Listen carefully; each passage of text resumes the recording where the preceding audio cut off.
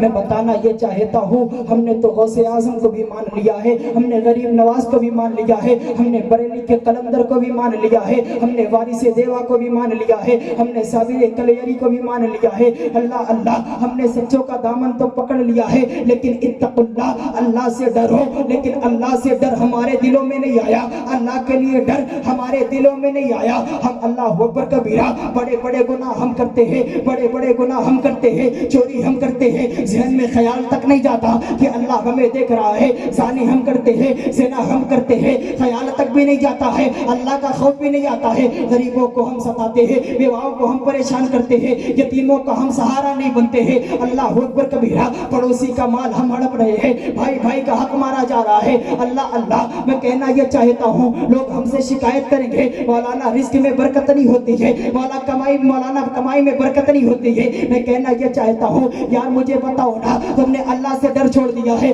تم نے اللہ کا ڈر چھوڑ دیا ہے, تو مجھے بتاؤ نا رزق میں ترقی کہاں سے آئے گی, رزق میں برکت کہاں سے آئے گی. ہاں یار ہم نے تاریخ میں دیکھا ہے جس نے اللہ سے ڈرا نا تو پھر رب کائنات نے, رب اکبر نے پوری دنیا کو ان کے سامنے جھکا دیا ہے. جس جن نے اللہ سے ڈرا ہے اللہ رب العزت نے پھر پوری دنیا کو اس کے قدموں میں جھکا دیا ہے. آپ مجھ سے اگر مثال پوچھیں گے تو مثال پر مثال دے دوں گا, مثال پر مثال دے دوں گا, کمال پر کمالات. جو اللہ سے ڈرتا ہے پھر اللہ حسن بھی دیتا ہے, اللہ کا مال بھی دیتا ہے, اللہ کرامت بھی دیتا ہے, اللہ طاقت بھی دیتا ہے, اللہ پاور بھی دیتا ہے, اللہ قوت بھی دیتا ہے. اللہ اکبر کبیرہ میں تمہیں سمجھانا چاہتا ہوں, بتانا چاہتا ہوں, تم جس غوث کی محفل میں آئے ہو, تم جس غوث کی محفل میں آئے ہو, تم جس غوث کی محفل کو سجائے ہو, ذرا کبھی اس کی تاریخ کو بھی پڑھا کرو, ذرا اس کی شان کو بھی دیکھا کرو. وہ میرا غوث اللہ کے ڈر کے بنا پر, اللہ کے خوف کے بنا پر وہ 40 سال تک عشاء کے وضو سے,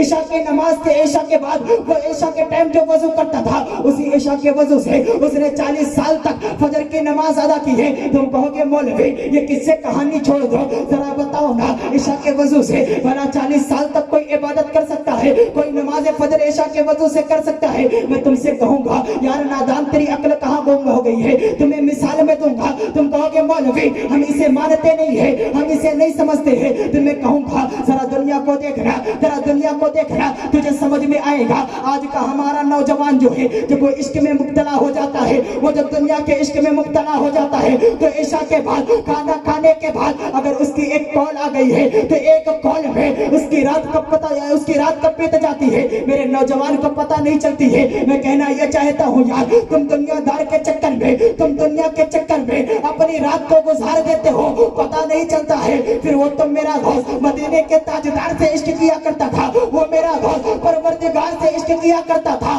اللہ اللہ جب میرے غوث نے 40 سال تک رب اکبر کی, رب کعبہ کی عبادت کی نا تو رب کائنات نے فرمایا او میرے محبوب عبد القادر دنیا میں رہ کر کے میرا ذکر کرنا تیرا کام ہے, اور صبح قیامت تک تیرا ذکر کروانا یہ پروردگار.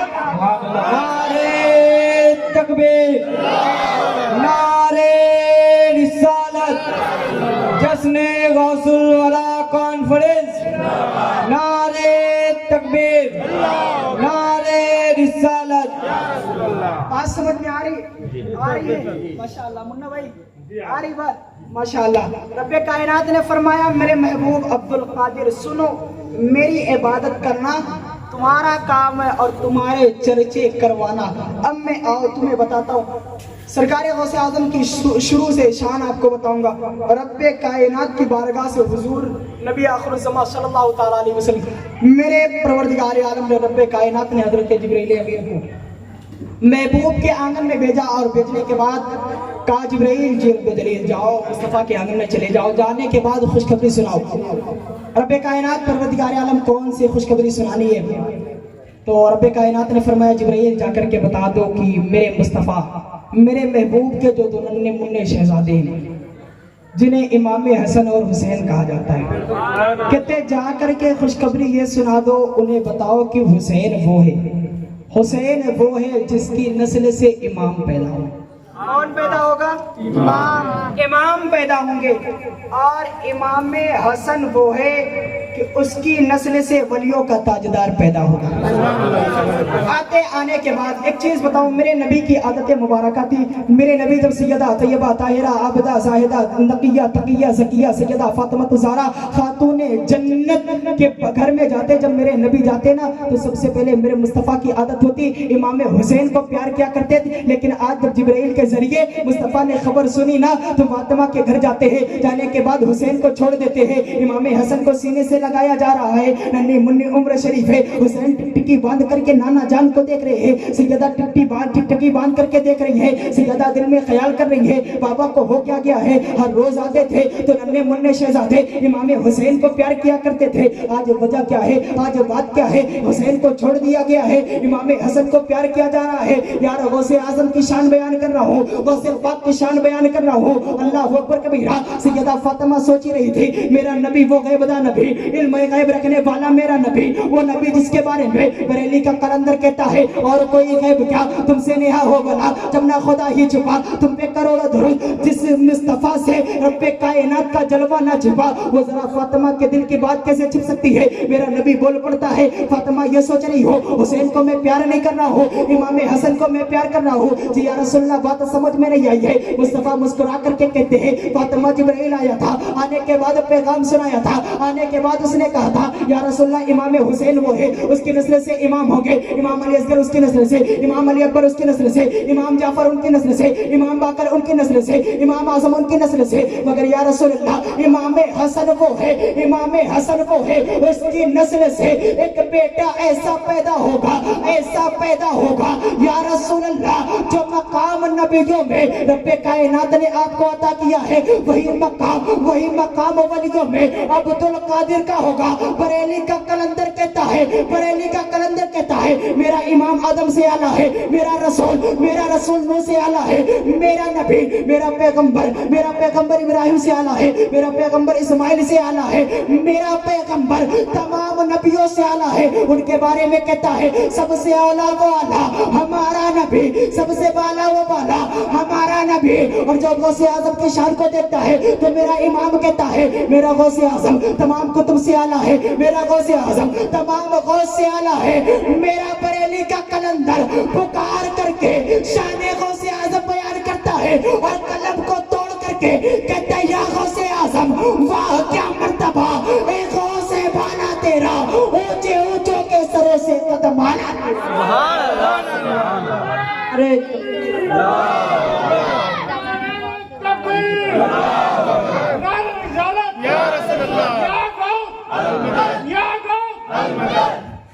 کیا کہتے واہ کیا مرتبہ ہے غوث بالا تیرا۔ یار تقریر اسی طرح سے سنتے ہیں، ایسے ہی سنا کرتے آپ لوگ، بتائیں بھائی ایسے ہی سنتے ہیں ماشاءاللہ۔ میرے رب کائنات آپ کو سلام۔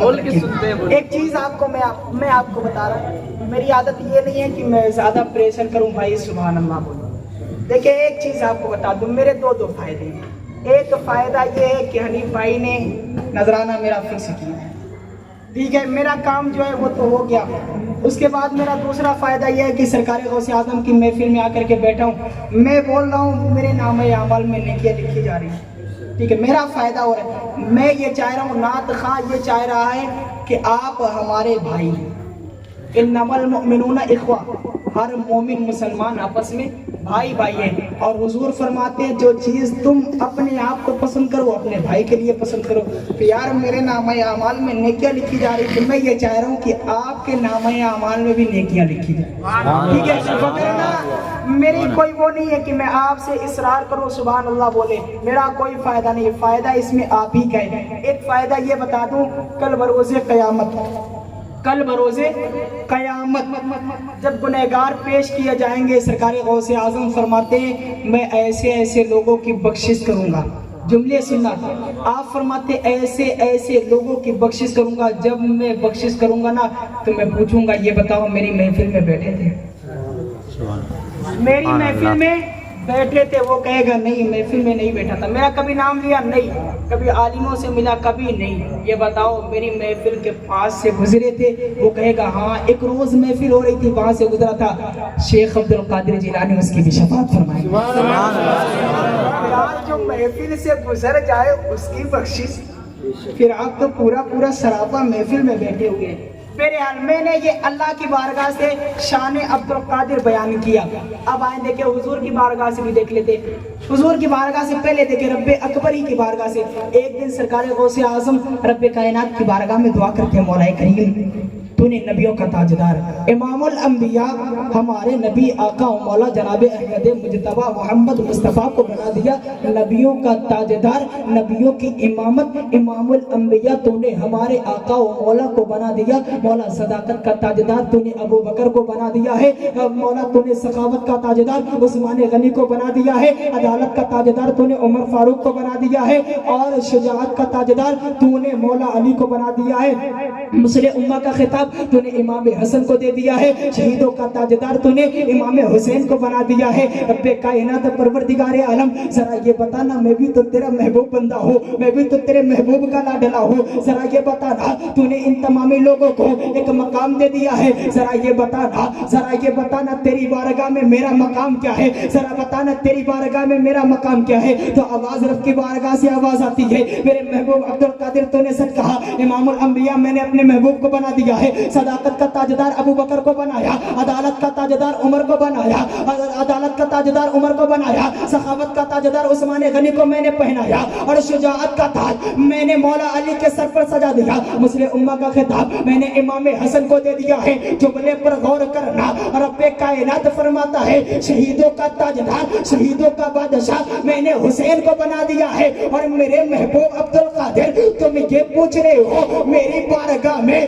تمہارا مقام کیا ہے, تو سنو عبد القادر میں قادر ہوں, قادر تجھے قادری شفاعت ادا کرتا ہوں. اور میرے محبوب عبد القادر سن لے, اشارہ کرنا تیرا کام, مردے زندہ کرنا میرا. نعرہ تکبیر, نعرہ رسالت, مولانا فاروق صاحب قبلہ, نعرہ تکبیر, نعرہ رسالت. اشارہ کرنا تیرا کام, مردے زندہ کرنا میرا کام ہے. ہاں آج بڑے دیوبندے حضور کی بارگاہ میں حضور کی شان میں یہ کہتے ہیں کہ اللہ کے سوا کوئی ایک مکھی پیدا نہیں کر سکتا ہے. کیا کہتے ہیں؟ کوئی ایک مکھی بھی پیدا نہیں کر سکتا. ہم بھی کہتے ہیں یار, ایک جملہ چھوٹا سا جملہ دے رہا ہوں, ہمیشہ یاد رکھنا. وہ کیا کہتے ہیں, ایک مکھی بھی, جو بشر ہوتے ہیں وہ مکھی بھی نہیں بنا سکتے. میں نے کہا یار یہ بات تو ہم بھی کہہ رہے ہیں, ہم بھی یہ بات کریں کہ جو بشر ہوتا ہے, جو انسان ہے, وہ مکھی نہیں بنا سکتا ہے. لیکن تم مصطفیٰ کی بارگاہ میں مصطفیٰ کی شان میں انگلی اٹھاتے ہو. جملے پر غور کرنا, تم غوث اعظم کی محفل میں ہو, اس غوث کے ماننے والے ہو جس نے ٹھوکر سے مردوں کو زندہ کر دیا. لیکن نبی کی شان میں جب بات آتی ہے تو یہ دل دہل جاتا ہے. میں نے کہا یار میں تیری بات کو مانتا ہوں, لیکن ایک پہلو تو نے بیان کر دیا کہ غیر اللہ جو ہوتا ہے وہ مکھی نہیں پیدا کر سکتا ہے. میں نے کہا ذرا غور و فکر تو کر, تاریخ کو ذرا پلٹنا, ذرا 2500 سال پہلے چلا جا. میں نے کہا جو مٹی کے پتلے کو, جو پہلے مٹی کو اکٹھا کرے, اس کے بعد پتلے کو بنائے اور اس میں پھونک مار دے, پتلا زندہ انسان بن جائے, اسے عیسیٰ روح اللہ کہتے ہیں. اہل منبر سے توجہ چاہتا ہوں, جو مٹی کی مورتی کو, جو مٹی کے پتلے میں پھونک مار دے اور زندہ ہو جائے, اسے عیسیٰ روح اللہ کہتے ہیں. اور جو پتھر پر اپنے لاٹھی کو مار دے, اپنے عصا کو مار دے, پتھر سے 12 چشمے 12 جگہ سے پانی نکل آئے, اسے موسیٰ کلیم اللہ کہتے ہیں. اور جس کے سراپا جسم کو آگ میں ڈال دیا جائے, آگ میں جانے سے بھی جسم نہ گلے نہ سڑے, اسے ابراہیم خلیل اللہ کہتے ہیں. جس کے جسم پر, جس کی گردن پر چھری چلائی جائے اور نہ چلے, اسے اسماعیل ذبیح کہتے ہیں، اور جو زمین پر بیٹھ کر کے چاند کو اشارہ کر دے، چاند دو ٹکڑے ہو جائے، اسے حبیب اللہ کہتے ہیں۔ جو زمین پر بیٹھ کر کے امت کی مغفرت کروائے، اسے امام الانبیاء کہتے ہیں، اور جو زمین میں رہ کر کے آسمانوں کو جائے اور رب کا دیدار کر کے چلا آئے، اسے حبیب اللہ سبحان اللہ۔